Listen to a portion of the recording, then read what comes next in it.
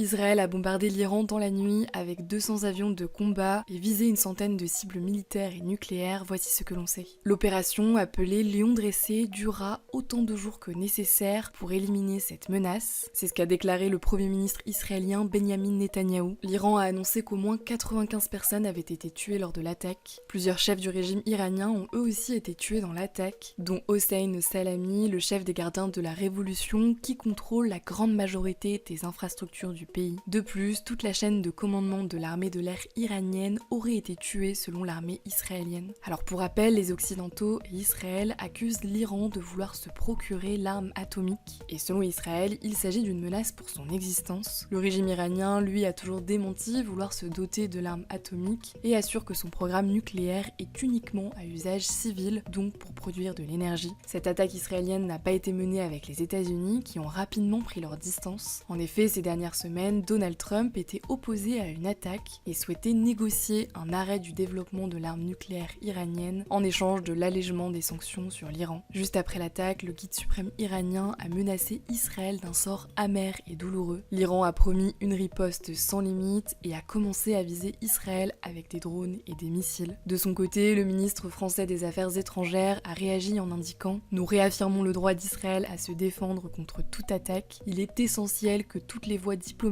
soient mobilisées pour désamorcer les tensions. On vous tiendra évidemment au courant sur ce compte.